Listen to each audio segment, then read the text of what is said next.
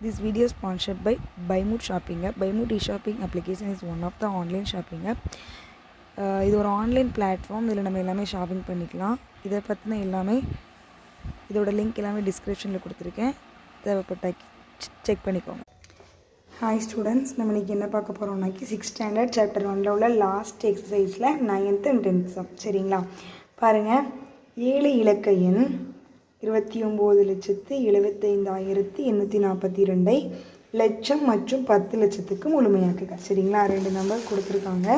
லட்சத்துக்கு முழுமையாக்கணுமா, 10 லட்சத்துக்கும் முழுமையாக்கணுமா? ஃபஸ்ட் நம்ம எழுதிக்கிடுவோம் அந்த நம்பரை. 29,75,842. ஃபஸ்ட் நீங்கள் என்ன பண்ணுவோம் அப்படின்னாக்கி, நம்ம இதை தனித்தனியாக ஃபஸ்ட் எது எதுக்கா, லட்சம் மற்றும் 10 லட்சத்துக்கு.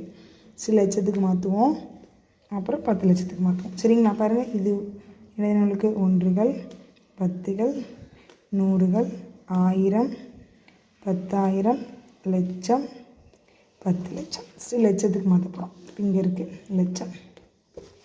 அப்போ பார்க்கணுன்னாக்கி லட்சத்தை பார்க்கணும். இது நம்மளுக்கு எத்தனை இருக்குது, நம்மளுக்கு மொத்தம் பார்க்கும்போது 29 லட்சம்.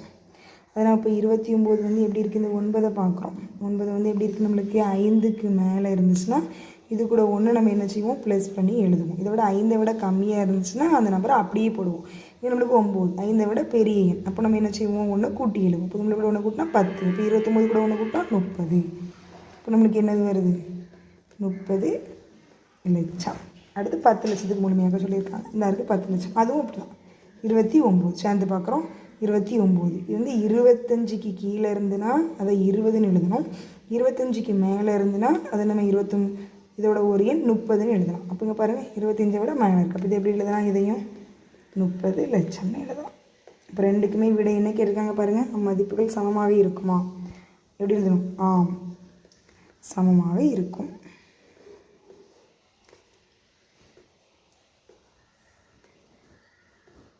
சரிங்களா? நம்ம அடுத்து பாருங்கள், செய்தித்தாள் மற்றும் இதழ்களில் இருந்து 5 அல்லது 6 அல்லது 7 இலக்க எண்களை கண்டுபிடித்து 10,000க்கு முழுமைப்படுத்து.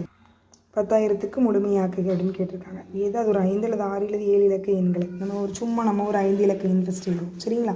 ஃபஸ்ட்டு ஒரு 5 இலக்க எண் எழுதுவோம்.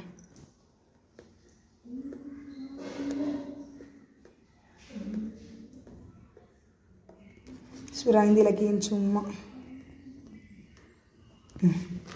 சரிங்களா? அடுத்து ஒரு 6 இலக்க எண், அப்புறம் ஒரு 7 இலக்க எண். எத்தனை போடலாம்,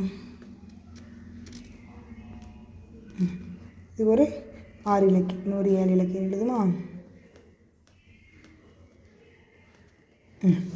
இது வச்சு போடணுமா, 10,000க்கு முழுமையாக்கன்னு கேட்டிருக்காங்க. 10,000க்கு ஒன்றுகள், பத்துகள், நூறுகள், 1000, 10,000. எப்படி இருக்குது பாருங்கள். எப்படி நம்ம எழுதுவோம், 56,789. இப்போ நம்ம இதை எப்படி எழுதலாம், 56,000. இப்போ இதை வந்து எப்படி எழுதலாம், 56,000, 55,000க்கு மேலே இருந்தாலே நம்ம அதை 1 லட்சம்னு எழுதலாம். இங்கே 56,000க்கு மேலே இருக்கும். அப்போ இதை எப்படி எழுதலாம், நம்ம 1 லட்சம்னு எழுதலாமா? 1 லட்சம்னு எழுதலாமா, இல்லை 57,000ன்னு எழுதலாமா? 57,000. எப்படி எழுதலாம், 5 7 போட்டு 3 0, 57,000. 1 லட்சம் அந்த அளவுக்குலாம் யோசிக்கக்கூடாது. சரிங்களா? 57,000, 57,000.